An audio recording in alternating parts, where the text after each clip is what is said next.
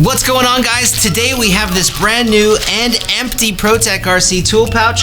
We are going to outfit it full of tools in a setup that's kind of just universal. Good tools to have on hand, but not necessarily for any RC discipline.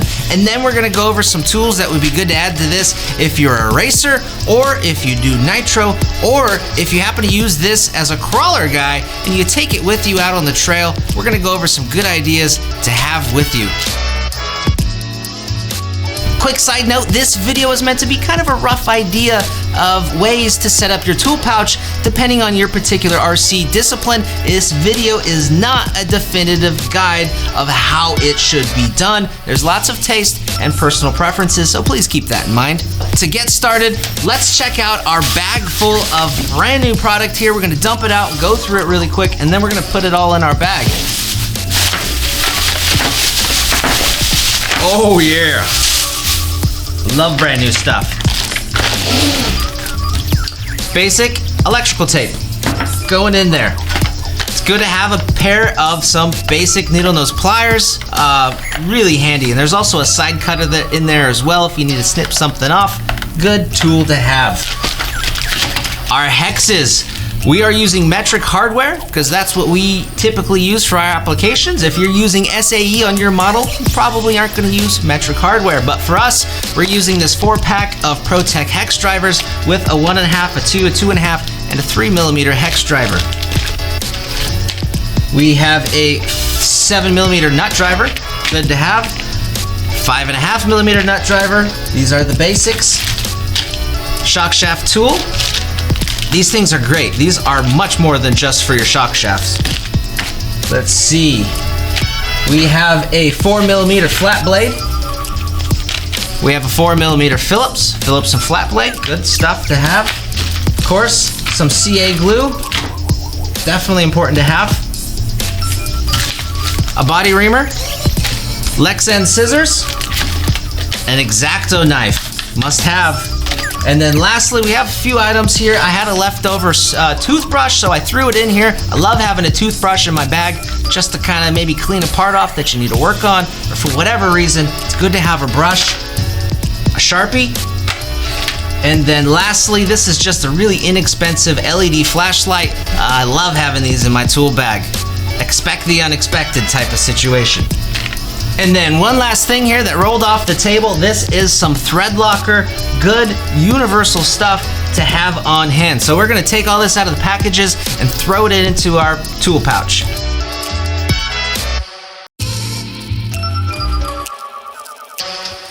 All right, guys, we have our bag all set with kind of our general set of tools for our tool pouch.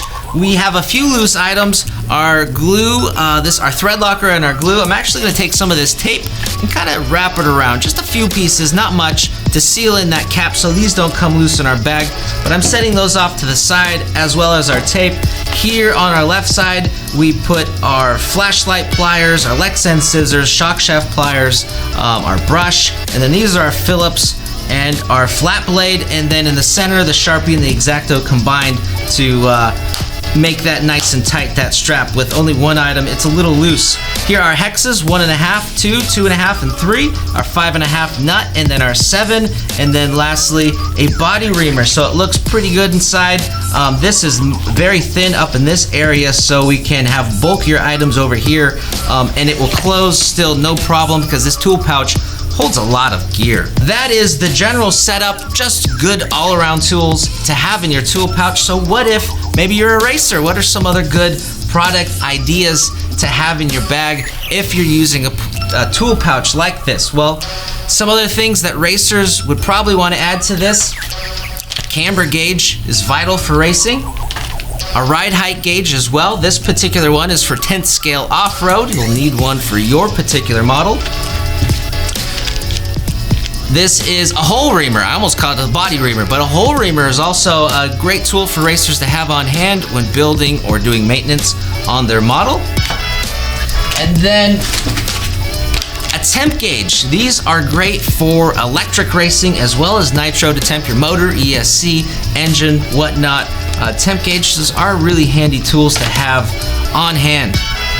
Lastly, for the racers, it might be a good idea to pick up a little tool tray. This is a magnetized Core RC tool tray, so this is really nice to keep your hardware in one spot. Next up are our tools for the 8 scale, or more specifically the Nitro guys.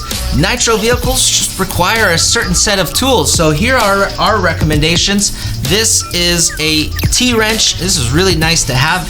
You've got your 10mm for your glow plug. It has an 8mm on the bottom. That's a size that we didn't add here, so that would be a good addition. Then we have a 3mm hex, and on the other side is a 5mm hex, which is important to have if you have a pillow ball front suspension like a Mugen or an S-Works. The capture nut that holds in that pillow ball usually uses that 5mm, so that is a good tool to have on hand. In addition, Nitro guys usually need a little hook. This has just a hook on the end to grab your exhaust springs.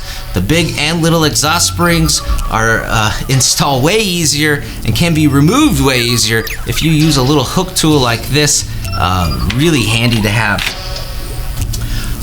Little idea I'm throwing out there. This is just a white marker or a silver marker will do. Good for 8 scale, so you can write on your diff case what size, what diff fluid you have in there. What weight diff fluid is in your diff case, so you don't have to remember, just write it on the case. Good little tip. This is a Flywheel Polar. Nitro guys are probably going to need a tool like this.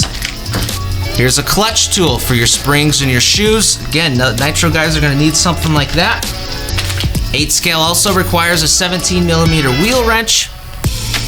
And then on top of that, the parts tray may be a good idea also for the 8 scale guys. And then lastly, for the crawler guys, if this happens to be a pouch you may be taking with you on the trail, you're gonna need some other items altogether separate from the racing guys.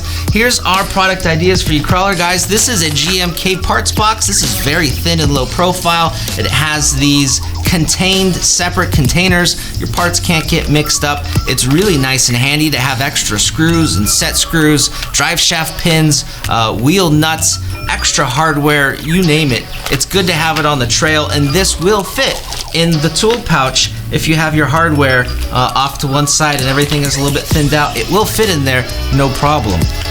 Good to have extra hardware, especially if this is a tool pouch you'll have in your backpack or clipped to your belt or something like that. Good to have that.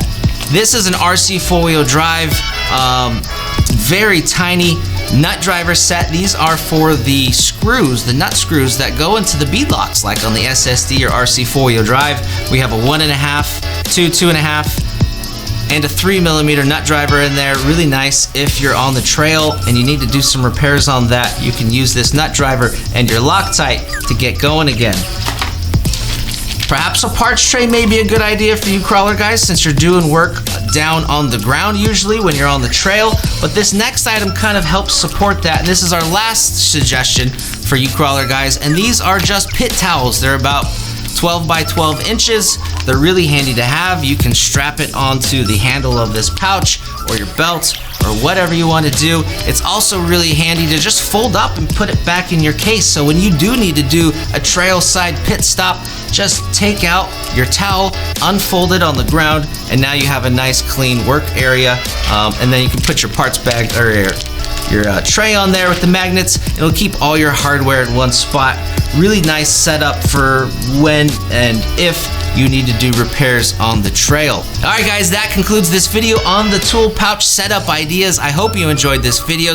I would really like to hear how you guys set up your tool pouch and maybe some of the unique items you carry along with you. Please go ahead and let us know down below in the comments. And if you have any questions, you can go ahead and leave that down below too. Now, if you want any more info on any of the items that are in this video, we'll have links down below in the little description box, so you can go straight over to AMain Hobbies. My name is Brett with AMain Hobbies. Thanks for watching.